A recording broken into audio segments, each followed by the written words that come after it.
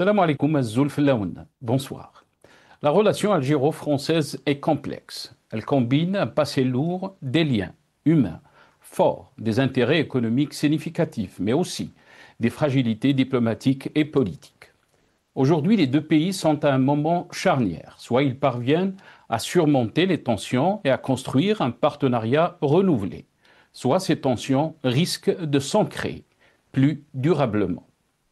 Après des mois de crispation marqués par des expulsions mutuelles de diplomates, une guerre des visas et des pics politiques, la relation entre l'Algérie et la France semble entrer dans une phase de désescalade prudente. Mais derrière les gestes de courtoisie et les appels au dialogue, les lignes de fracture persistent. Le nouveau ministre français de l'Intérieur, Laurent Nunez, a exprimé sa volonté de relancer le dialogue avec l'Algérie.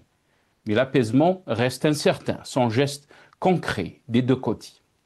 La crise diplomatique entre Alger et Paris déclenchée le 30 juillet dernier, après la reconnaissance par la France de la souveraineté marocaine sur le Sahara occidental, s'est progressivement intensifiée. Une succession d'incidents a alimenté les tensions.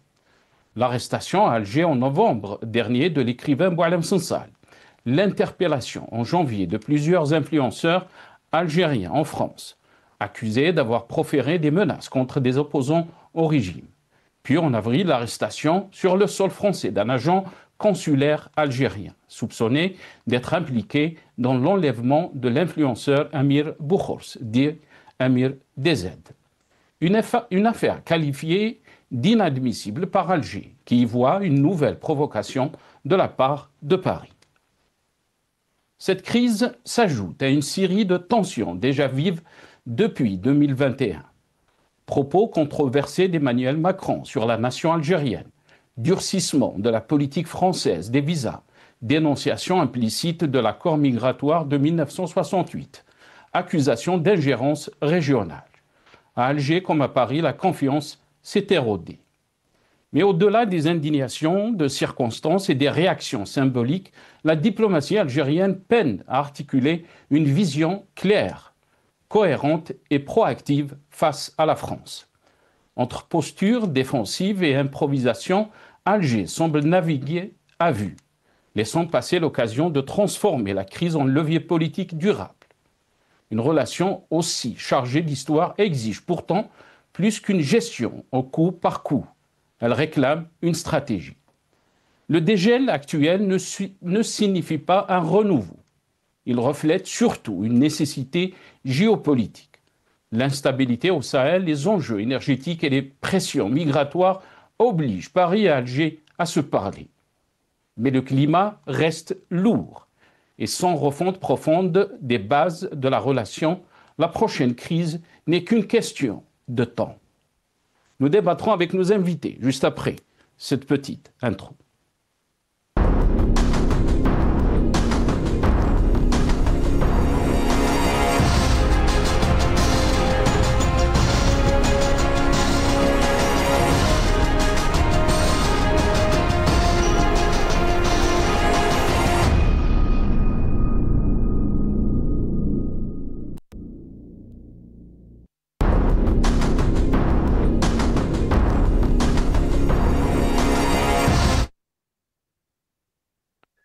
Crise entre Alger et Paris. Tension apaisée ou crise durable? Point d'interrogation, c'est le titre de notre émission pour ce soir. Et pour en parler, j'ai le plaisir d'accueillir dans cette émission M. Rafiq Bouhlel, économiste et militant politique. Il est avec nous depuis Paris, via Skype. Rafiq Bouhlel, bonsoir. Merci beaucoup d'avoir accepté l'invitation. Marhaba bik, c'est Rafiq. Bonsoir, c'est Nasser. Bonsoir à tous les Algériens et les Algériennes, à tous les téléspectateurs qui nous regardent. Et un chaleureux bonjour à la régie et merci pour l'invitation. Merci beaucoup, c'est Rafiq. Marhaba bik et merci beaucoup d'avoir accepté l'invitation. On ne pouvait pas donc inviter Rafiq sans Jamel Gessoum. Jamel Gessoum est avec nous, analyste politique, il est avec nous depuis Paris. La régie vous passe le bonjour aussi. Marhaba bik, c'est Jamel. Merci, sinon ça, vous m'avez coupé l'herbe sous les pieds. Je tenais à être le premier à saluer la régie et Rafik Boulel. Alors ce soir, comme d'habitude, vous allez dresser un tableau très noir de la situation. J'espère apporter un tout petit peu de lumière. Absolument, absolument. C'est vrai que, surtout qu'il ne fait pas très très beau ces jours-ci. Donc, un peu d'éclaircissement, si on peut.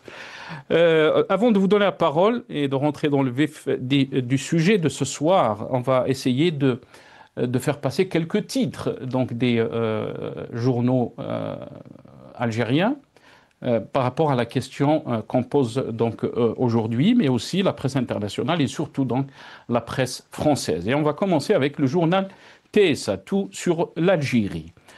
Crise France-Algérie, le geste de Paris envers Alger, alors que les relations franco-algériennes sont quasiment à l'arrêt. Un premier geste en faveur de l'apaisement est venu de Paris ce vendredi, donc 17 octobre, attitré donc TSA. Algérie 360. Crise diplomatique, le nouveau ministre de l'Intérieur, Laurent Nunez, veut relancer le dialogue avec Alger. Attitré donc Algérie 360. Le matin d'Algérie, journal donc en ligne, dialogue franco-algérien, quelle réponse d'Alger à la main tendue de la France? Question a été posée donc par le matin d'Algérie. Et la presse française, Le Point, la revue Le Point, Laurent Nunez prêt à reprendre un dialogue entre guillemets donc technique avec Alger. Le nouveau ministre de l'Intérieur, Laurent Nunez, estime que l'absence de coopération avec Alger au niveau sécuritaire est un gros problème. Le journal L'Express, journal français, pour Laurent Nunez, ministre de l'Intérieur, la remise en cause de l'accord franco-algérien n'est plus à l'ordre du jour. Algérie, le nouveau ministre de l'Intérieur, Laurent Nunez, appelle à renouer le dialogue avec l'Algérie, alors que Paris et Alger sont empêtrés depuis un an dans une crise diplomatique. On peut lire donc dans le journal L'Express, le journal français.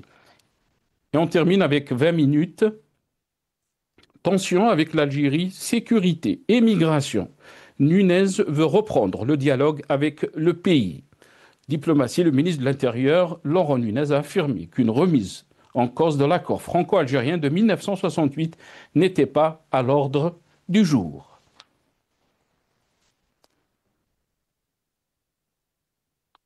Voilà donc quelques titres de la presse algérienne, mais aussi de la presse française. Je ne sais pas si Rafik est avec nous, parce que je pense qu'on l'a quitté. Ah, il est avec nous, voilà. Jamal Ksou, je vais commencer cette émission avec vous, bien sûr. On va essayer d'avoir une vision, une analyse objective, mais aussi nos questions aussi. Est-ce que vous pensez que c'est une main tendue de la France? Est-ce que le départ donc de Bruno Retailleau, l'ancien ministre de l'Intérieur, va faciliter cette reprise où va baisser les tensions qu'il y a entre Alger et Paris?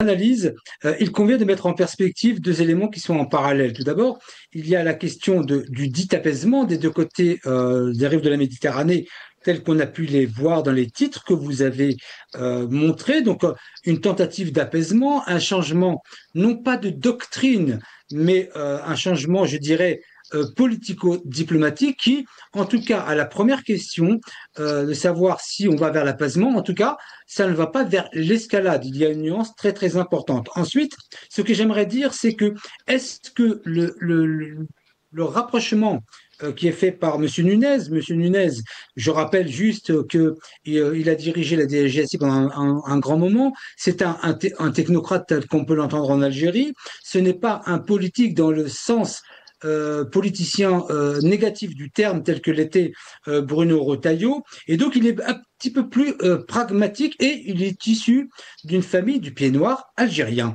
Et j'aimerais dire que le référentiel politique français, et en l'occurrence celui qui attaque l'Algérie depuis plus d'un an ou près d'un an, Est-ce qu'il a pour autant disparu? Non. Ça, c'est une chose. Ensuite, la marge de manœuvre du nouveau ministre de l'Intérieur a-t-elle été élargie par le président de la République? Attendons de voir, même s'il y a eu aussi une déclaration du président Macron, il y a de cela quelques semaines, qui tendait à apaiser un peu les relations, et ce, avant le départ de Bruno Retailleau. La seule chose que je puisse dire aujourd'hui, c'est que, en tout cas, la situation ne va pas aller dans le pire des sens. Est-ce que ça va aller dans le bon sens? J'ai envie de dire aussi que le cumul des conflits entre la France et l'Algérie depuis près d'un an ne va en aucune manière s'apaiser en quelques semaines ou en quelques mois. Je pense qu'il faut être pratique et pragmatique de ce point de vue. Il y a eu trop de points d'achoppement entre les deux pays pour espérer une reprise, en tout cas même minimaliste, là dans les jours ou les semaines qui viennent. L'antécédent de ces 12 derniers mois est beaucoup trop important. En tout cas, le geste du ministre de l'Intérieur dans ses propos, moi qui me paraissait tout à fait sincère, lorsqu'il disait que les deux, pendant qu'il avait, c'était un, d'être humaniste, et de l'autre, la fermeté, qui ne sont pas opposables. En tout cas, la doctrine semble changer du point de vue du ministère de l'Intérieur, et c'est une très bonne chose, car nous aurons de toute façon besoin de parler et de discuter avec la France, ne serait-ce que pour les intérêts géostratégiques et notamment la forte communauté algérienne en France. Donc, ça commence, il commence à y avoir des bribes, mais on n'est pas sorti pour autant. On n'est pas sorti pour autant, vous avez dit Jamel Gessoum, surtout que la question de la stabilité de ce gouvernement est posée aussi.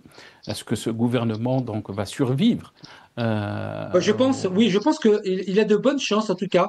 On va essayer de... centriste, bon. C'est une question, bien sûr, qu'on va poser. Avant de vous donner la parole à Rafik, on va essayer d'écouter dans ce passage le nouveau ministre de l'Intérieur, Laurent Nunez. C'est un gros boucher. Il faut aller plus loin, renégocier l'accord migratoire de 68 entre la France et l'Algérie. C'est ce que préconise un rapport parlementaire qui est sorti cette semaine et qui est notamment signé par Matthieu Lefèvre. Matthieu Lefèvre, aujourd'hui, il est au gouvernement. Donc, est-ce que vous dites oui, il faut le renégocier, cet accord? Je me prononce pas sur cet accord, je ne me prononce pas sur ce sujet à ce stade. Non, voilà, à date, il y a cet accord, il fonctionne. Il n'est pas complètement parfait, ça je vous le concède. Mais voilà, pour l'instant, c'est pas à l'ordre du jour. Voilà. C'est un gros boucher. Il faut aller plus loin, renégocier l'accord migratoire de 68 entre la France. Voilà, donc sur l'accord de 1968 migratoire, bien sûr, entre Alger et Paris, mais aussi sur la question sécuritaire. Qu'est-ce qu'il a déclaré donc le nouveau ministre de l'Intérieur? Oui, alors la discussion avec l'Algérie, de toute façon, il faudra qu'à un moment, il y ait un bouger aussi dans les discussions. Moi, je suis ministre de l'Intérieur. Hein, ma préoccupation, c'est la sécurité de nos concitoyens. Je comprends que la tension qu'il y a actuellement avec l'Algérie fait qu'on n'a plus de relations sécuritaires avec eux, d'échanges sécuritaires. Je peux vous dire que pour un ministre de l'Intérieur, c'est un problème. C'est un gros problème. Voilà. Donc il faudra forcément qu'il y ait un bouger là-dessus. Et puis l'autre difficulté. Ça veut dire quoi un bouger là-dessus? Mais il faudra à un moment qu'on reprenne le dialogue avec les Algériens sur les questions de sécurité, d'échange d'informations. Attendez, là, je vous parle d'antiterrorisme. Hein. Je vous parle d'antiterrorisme. On parle de narcotrafic. À un moment, il faut donc il faudra, et en tout cas moi je veillerai, je ne sais pas comment, mais je veillerai en tout cas à ce qu'à un moment on reprenne langue évidemment à un niveau technique, à un niveau sécuritaire, mais ça me paraît important. Monsieur Nunez, on a l'impression qu'on est perdant-perdant, c'est-à-dire qu'ils ne reprennent pas les OQTF et en même temps, on n'a pas d'informations sur le renseignement. Oui, mais en tout cas, il faut que ça bouge. Et puis en même temps, il faudra évidemment qu'on ait de nouveau la reprise du flux des laissés-passer et comment des il faut OQTF. Que ça bouge? Je vais Vous avez appelé votre homologue? Je vais m'y atteler. Je n'ai pas appelé mon homologue. Que les choses soient claires, je n'ai pas appelé mon homologue. Ça relève aussi du ministre de l'Europe et des Affaires étrangères. Je vais en discuter avec eux. Voilà. Rafik Bouhlel, comment peut-on lire donc ces déclarations du nouveau ministre de l'Intérieur français? Est-ce que c'est une main tendue? Est-ce que il y a une tension, donc ces tensions seront apaisées, ou il y a une crise qui est là, il y a des fissures et cette crise, elle va durer. Donc, qu'est-ce que vous en pensez? Honnêtement, la crise va durer jusqu'en 2027. elle ne va pas baisser. Et dans les déclarations du ministre de l'Intérieur, Laurent Nunez, on découvre deux choses. On découvre qu'il n'y a plus d'échange d'informations sécuritaires entre les deux pays en matière de lutte contre le terrorisme, en matière de lutte contre le narcotrafic. Et cela vient directement de l'Algérie, ce qui prouve une fois encore que l'Algérie viole ses engagements envers l'ONU en matière de lutte contre la criminalité transnationale et la lutte contre le terrorisme. Ça, c'est une première des choses. Deuxième des choses, comme l'a dit si bien Si Djamel, c'est Laurent Nunez et l'ancien patron de la DGSI, du renseignement intérieur.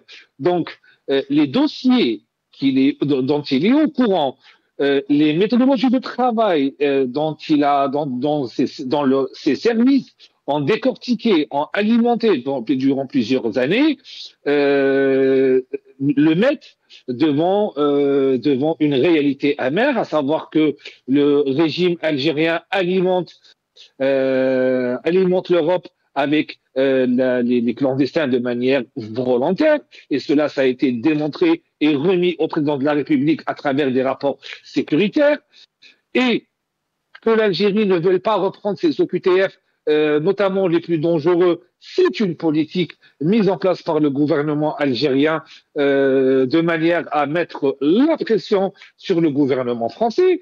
Et sans oublier que dans cette interview, Laurent Nunez a parlé aussi de l'enlèvement et la séquestration et le projet d'assassinat du blogueur et réfugié politique Amir Dized, dit Amir Boukhors, que c'était tout à fait quelque chose qui était déjà arrivé par le passé avec d'autres régimes, et que cela, n'oublions pas que c'est un ministre de l'Intérieur et il doit s'assurer de la sécurité des Françaises et des Français. Et face à un gouvernement algérien entêté dans ses positions par rapport au Sahara occidental et par rapport à d'autres questions, nous allons pas voir des avancées, même si Bruno Romaté a fait un geste à la demande du président Emmanuel Macron de participer aux commémorations du 17 octobre 1961, mais néanmoins, le président Macron a demandé à son gouvernement, avant qu'il tombe, celui de Bayrou, de durcir le temps. La différence entre Bruno Retailleau et Laurent Nunez, c'est que Laurent Nunez n'a pas d'ambition politique, il n'est pas à la tête d'un parti politique, il a un discours beaucoup plus nuancé, je suis d'accord, mais il restera un discours aussi ferme, car il était patron de la DGSI, il connaît l'ampleur de la gravité et de la dangerosité des crimes et des délits commis sur le sol français. Malheureusement, aujourd'hui, on en parle. Il y a le procès de l'assassinat, de l'enlèvement, le viol et l'assassinat de la jeune fille de 12 ans qui s'appelle Lola. Le meurtre qui a été commis par une OQTF algérienne, malheureusement. Et est-ce que vous pensiez... Rafiq, je vous ai coupé la parole.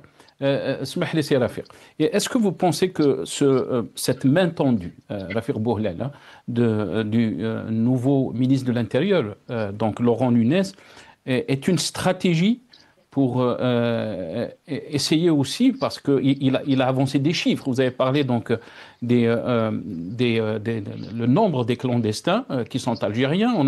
Il a avancé un pourcentage de 40%. Sur le total donc des clandestins en France qui sont en prison et qui équivaut, je pense, 33 000 Algériens. Est-ce que vous pensez qu'il y a une stratégie de ce nouveau ministre qui n'est pas dans les déclarations comme il l'était Bruno Retailleau, et que sa feuille de route est très claire? Sa feuille de route, elle est très claire, et à savoir, encore une fois, protéger les Françaises et les Français. 33 000 OQTF algériens dans les centres de rétention, 40% dans les centres de rétention. Un OQTF coûte en moyenne entre 180 € et 210 € par jour. au trésor public français. Donc, vous imaginez, il faut des infrastructures, il faut des surveillants, il faut une alimentation, il faut des médecins, des psychologues et toute une organisation pour gérer ces êtres humains. La France ne traite pas les OQTF étrangers comme les traite l'Algérie en jetant les subsahariens au milieu du désert comme des animaux, les laissant mourir de chaleur et de soif. Déjà, vous avez une pression financière en termes de coûts et vous avez une pression judiciaire car ils ne peuvent pas les mettre en prison, ils ne peuvent pas les expulser. Aujourd'hui, et le régime algérien et le gouvernement algérien et les autorités algériennes le font exprès.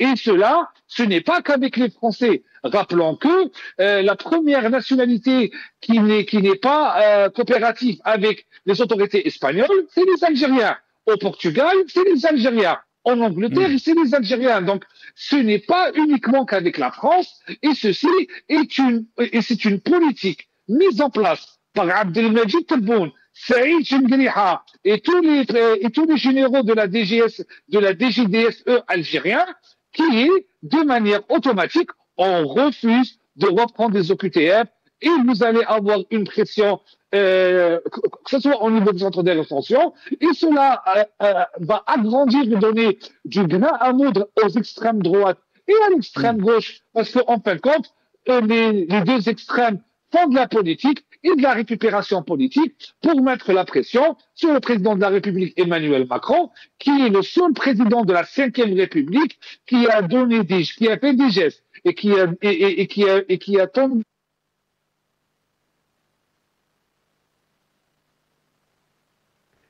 Rafiq Bouhlel. Rafiq Bouhlel, est-ce que vous êtes avec nous? Non. Je pense qu'on l'a quitté. Oui, je suis avec vous. Oui, je suis avec vous. Très bien, non, je suis là. Tfadal Si Rafiq, on vous a perdu un petit moment. Voilà, donc comme je vous disais que des gestes envers l'Algérie.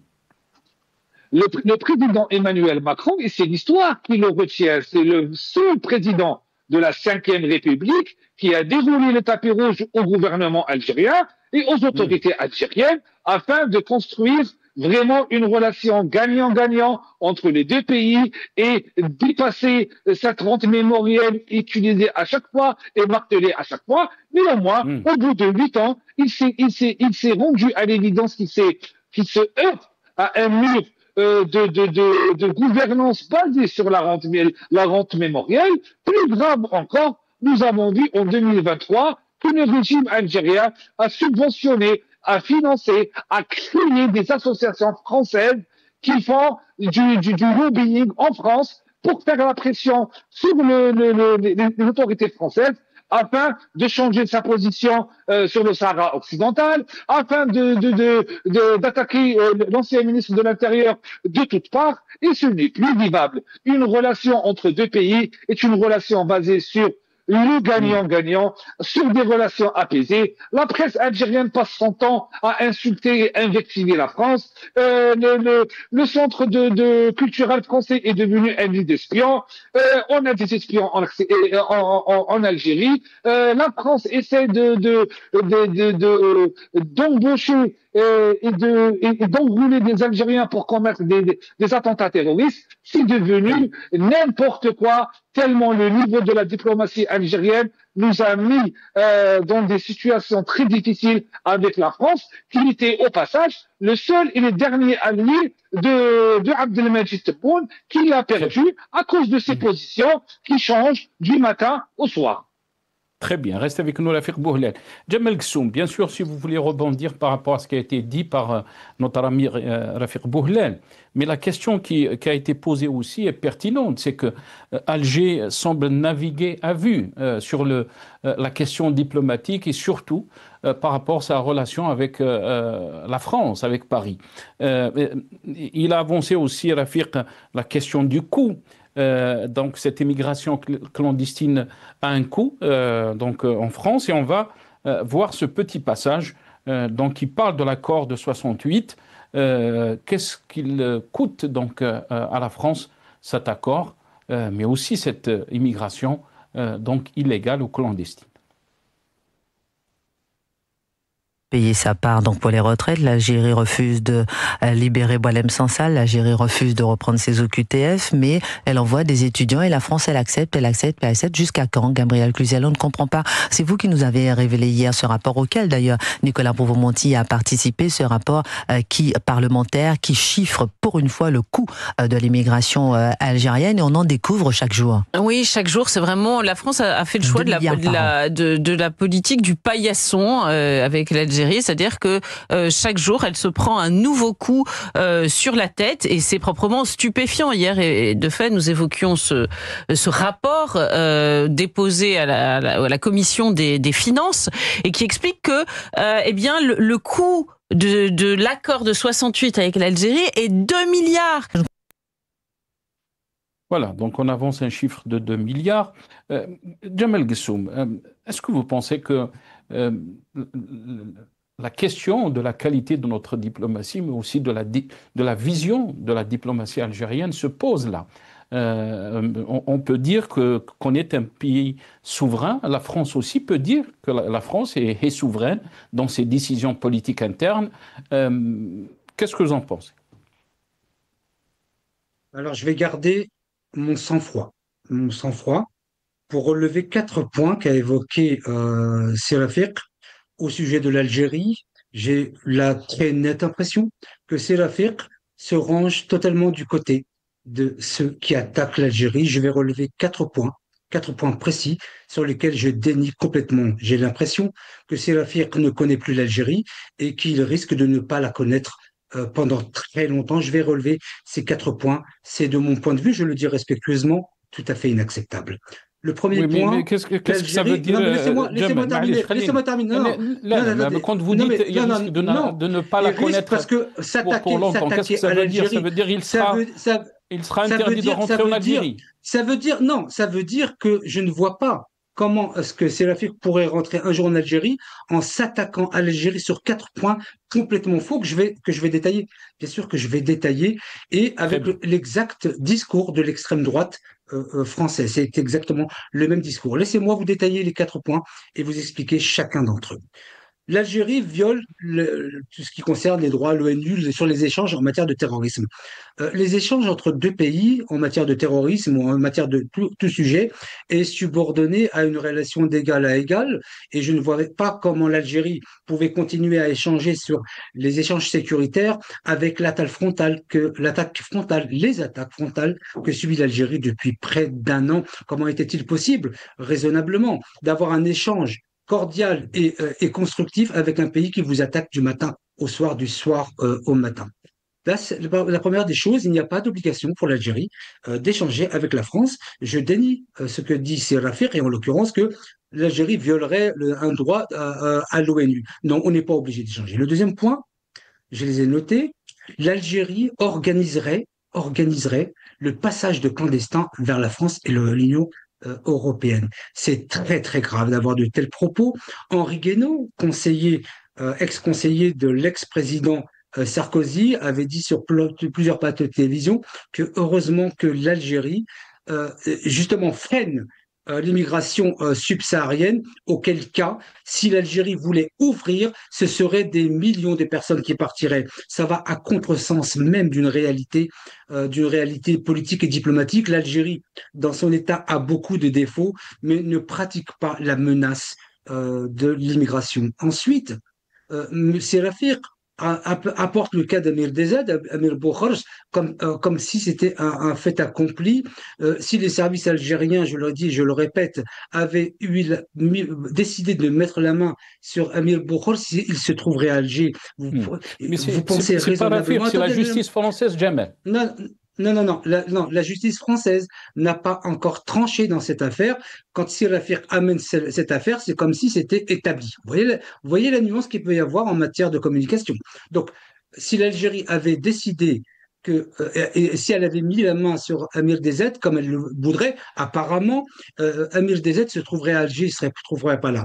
Il continue, Serafik, à attaquer l'Algérie en présentant le cas de Lola. C'est la personne qui avait agressé, l'agression à Colombes, pas très loin de chez moi d'ailleurs, parce que c'est une QTF, et donc ça impliquerait pratiquement l'Algérie dans le verbe. c'est extrêmement grave. C'est le discours identique à celui de l'extrême droite que je connais, puisque Jordan Bardella, vous savez, j'avais été le premier à le recevoir quand il avait à peine 18 ans dans ma radio. Donc, je connais très bien l'extrême droite. Donc, Serafir énonce 4 points totalement faux, se range complètement du côté de l'extrême droite et du discours que l'on entend depuis 11 mois. J'ai envie de dire que s'il y avait des choses vraies, je le dirais sans aucun problème, et sinon, ça vous me connaissez. Mais c'est extrêmement grave ce que dit Serafir. Il se range du côté de l'extrême droite. Moi, je me rangerais du côté de la vérité, des faits factuels de l'Algérie sans être aveugle. C'est extrêmement grave ce que vient de dire Serafir. Et donc, je le dis et je le répète, ça n'est pas un souhait de ma part, mais je dis que s'il n'a pas posé les pieds en Algérie depuis longtemps, parce que j'ai l'impression qu'il ne connaît plus l'Algérie. Moi, j'en reviens, je suis revenu d'Algérie vendredi dernier, mais il risque, avec ses attaques, de la même manière que l'extrême droite, de la même manière que Xavier Dréancourt, de la même manière que tous les médias, s'il se range du côté de ces médias, je le dis avec toute la tranquillité nécessaire, il ne risque pas de voir l'Algérie demain matin, parce que l'Algérie ne pourra évidemment pas recevoir. Voilà. Moi, j'aimerais répondre à Sidi Jamel Gessoum concernant ce qu'il est en train de dire. Je rappelle à M. Jamel Gessoum que le régime algérien, que je n'attaque pas l'Algérie, que je mets en évidence le gouvernement algérien, composé de généraux terroristes et d'un président illégitime. Je précise que le gouvernement algérien a déjà envoyé un agent des services secrets algériens du consulat de Saint-Étienne le 31 décembre 2022 pour me prendre en filature et me prendre en photo.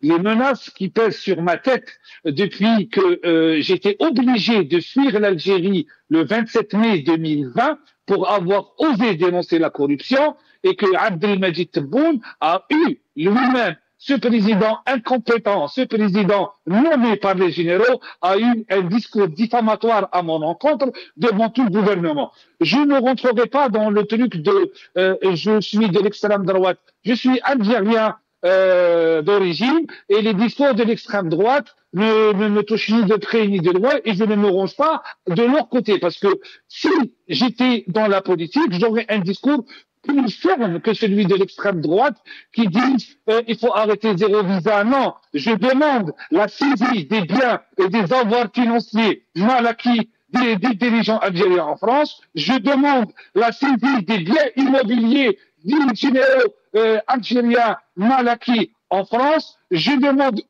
une plus grande fermeté de la part de Laurent Nunez en face du régime algérien. Je rappelle que dans l'affaire MFDZ, la justice française est une justice indépendante et qu'elle a émis un mandat d'arrêt international à l'encontre du vice-consul algérien qui est caché en Algérie. Si l'Algérie n'avait rien à cacher, pourquoi ce vice-consul qui est un officier des services secrets algériens ne se présente pas devant la justice française? La même justice qui a incarcéré l'ancien président Nicolas Sarkozy. Et qui a condamné Marine Le Pen, et qui a condamné Karim Zeribi de l'extrême gauche, et Marine Le Pen de l'extrême droite, et un président de la République de la droite. Sachant que ça prouve que la justice française ne fait pas de différence entre les bords politiques, et elle se concentre sur les faits et les preuves. Donc, pour dire que je ne connais pas l'Algérie, je connais très bien l'Algérie pour être né là-bas, pour avoir grandi là-bas, pour avoir investi là-bas, pour avoir laissé mon nom sur les registres économiques et dans l'histoire de l'économie algérienne. Donc, ce n'est pas une attaque contre l'Algérie. L'Algérie n'est qu'une victime de ce régime dictatorial, corrompu et terroriste.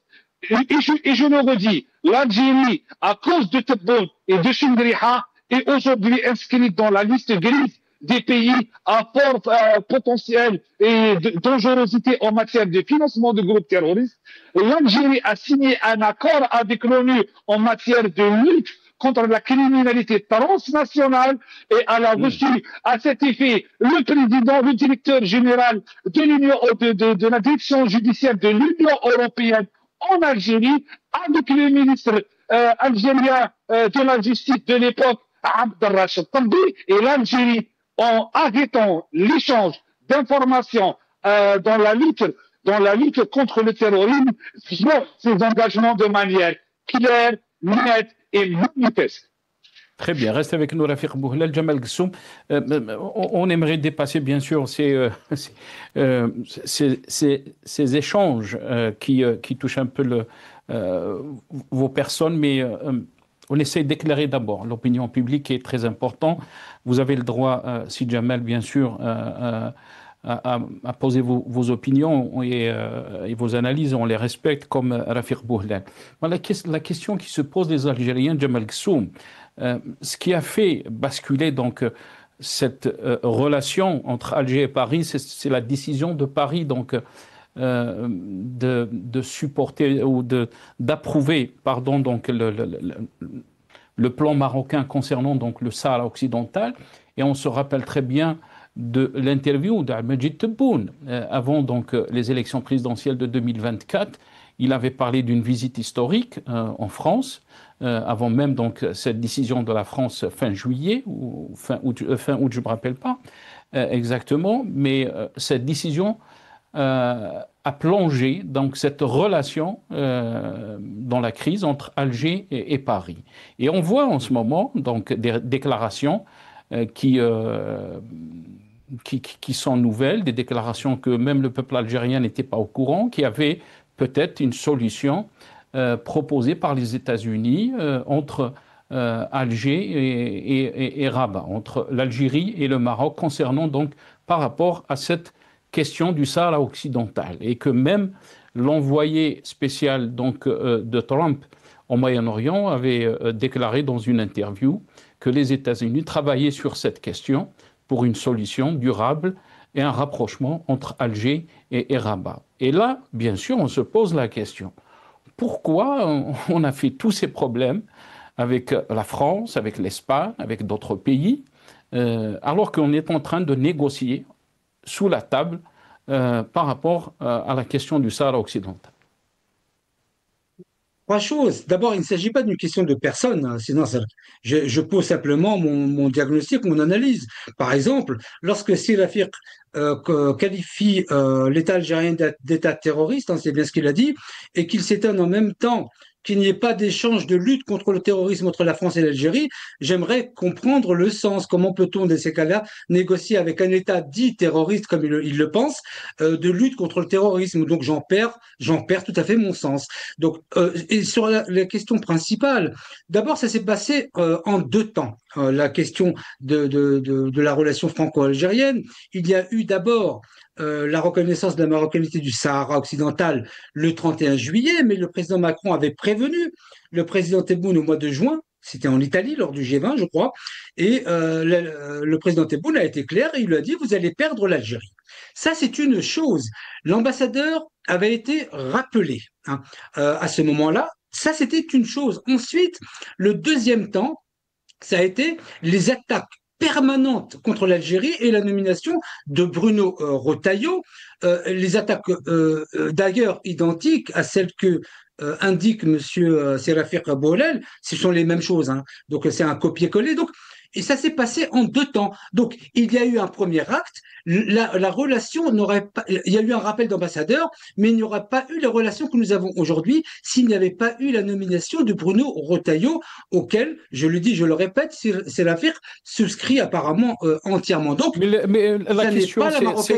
ça n'est pas la marocanité du Sahara qui a fait que les relations se sont plongées. Je me pose.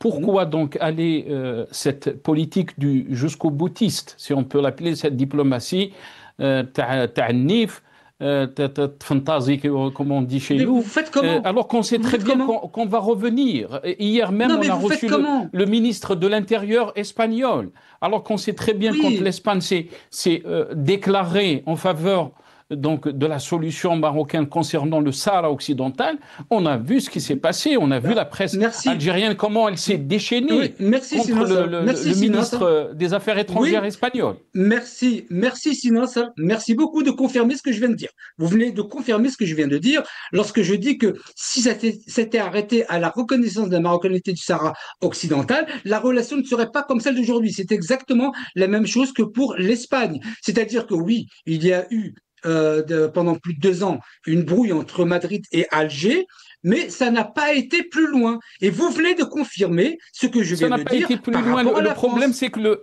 il y a eu beaucoup de mal qui a été fait par rapport à notre diplomatie, par rapport à l'image de l'Algérie, par rapport à l'immigration algérienne, par rapport au commerce, par rapport aux liens humains qu'il y a entre l'Algérie et la France.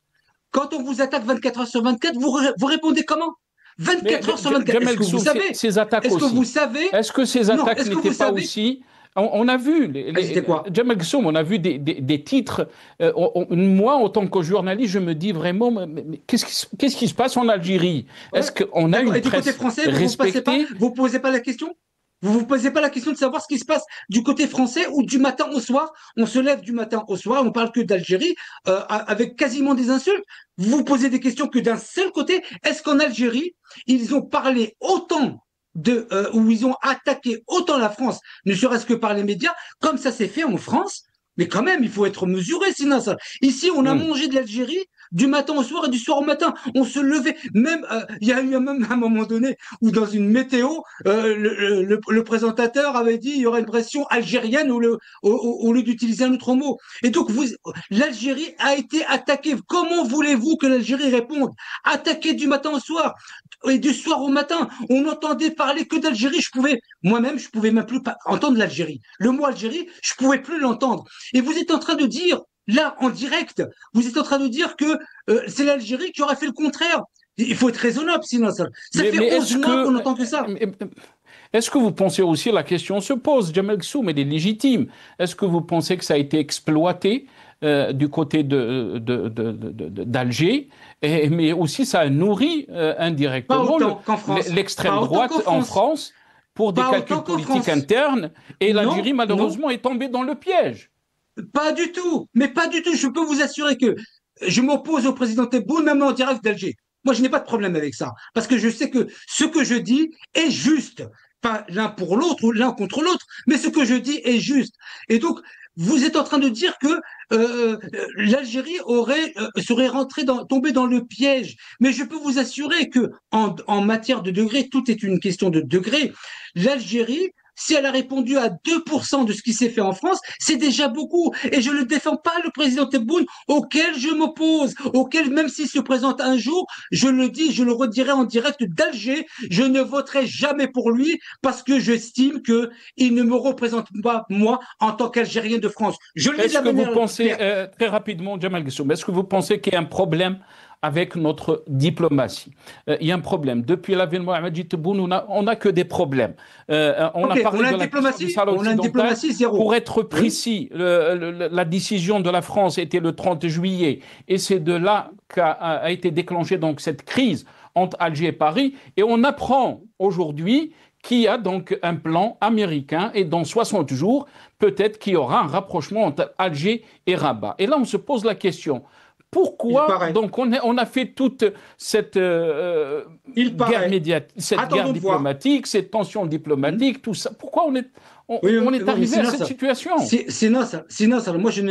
je n'évoque pas des sujets avec il paraît. Il paraît que dans 60 jours. Moi, je ne crois pas à cela. Moi, j'attends de voir les choses. Lorsque le représentant spécial du président Trump était à Alger, ils ont été jusqu'à demander la normalisation avec l'entité. L'Algérie a refusé. D'ailleurs, l'Algérie, politiquement et diplomatiquement, ne fait pas partie de l'équation en ce qui concerne le Sahara occidental, comme elle n'a pas fait partie de l'équation lorsque l'Algérie a soutenu les Sud-Africains, comme elle ne fait pas partie de l'équation lorsqu'il s'agit de la question palestinienne. Il faudra un jour que les gens comprennent que si l'Algérie soutient le peuple sahraoui, elle n'est pas dans l'équation politique et diplomatique. J'espère qu'un jour, ce sera entendu et j'espère qu'un jour, vous l'entendrez aussi.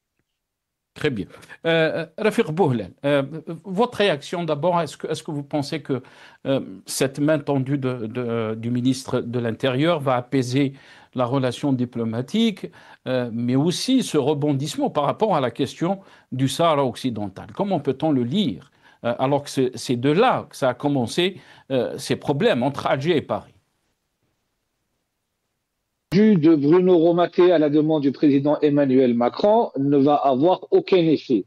pour la simple raison que la doctrine du régime dictateur algérien est basée sur la rente mémorielle et elle est basée sur la diaspora qui est importante en France, notamment les OQTF qui ont commis des crimes et des délits divers et variés. Première des choses. Deuxième des choses, les États-Unis d'Amérique, ils vont mettre en place le plan de réconciliation entre l'Algérie et le Maroc, et l'Algérie va abdiquer et elle pourra pas ouvrir sa bouche, et Tebboune et Chengriha qui passent leur temps à faire de la diplomatie du coq, elle va tout simplement, avec tout le respect que je dois, abdiquer pour ne pas dire autre chose et accepter ce qu'ils vont leur imposer.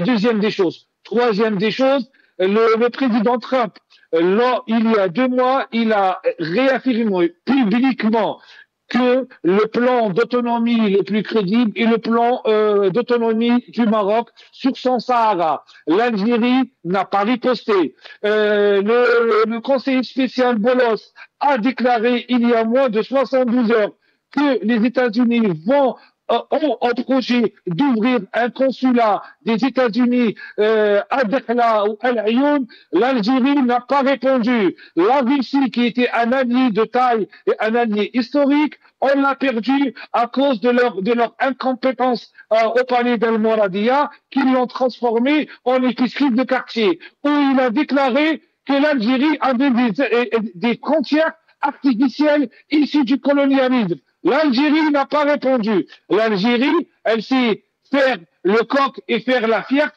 qu'avec la France, parce que il y a cette rente mémorielle, il y a ce laxisme des autorités françaises. Et encore une fois, je le dis à Sigson, je ne partage pas les idées de l'extrême droite. L'extrême droite utilise l'immigration comme un fer de lance pour arriver au pouvoir. Moi, si j'avais une parole à donner à Monsieur le Président de la République française Emmanuel Macron, je lui dis clairement que vous perdez votre temps à essayer de rabibocher quelque chose qui n'est pas rabibochable. Le régime d'Alger ne comprend que le rapport de force et que vous avez toutes les cartes en main pour les faire plier une fois pour toutes, loin de la rente mémorielle. Nous, les Algériens de France, nous, les Algériens tout court, nous voulons une relation saine, sereine et pérenne, basée sur la bonne entente, basée sur le business, basée sur l'économie, basée sur les échanges commerciaux. Normalement, notre histoire, notre douloureuse histoire, doit faire de nos deux pays des alliés de taille, et on ne doit pas générer juste 5 milliards d'importations et 8 milliards d'exportations, mais on doit générer 100 à 200 milliards annuels d'échanges commerciaux.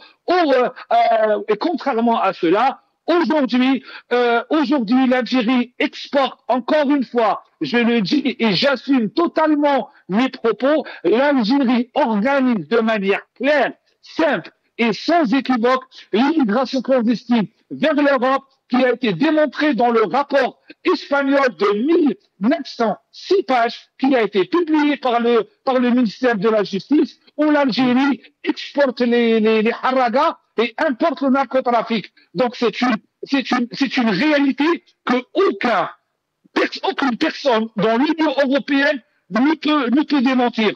Et dernière des choses, je rappelle juste à M. Bessot qu'il y a un mois, un sexagénaire a été agressé en Algérie. Ça a fait le tour du web.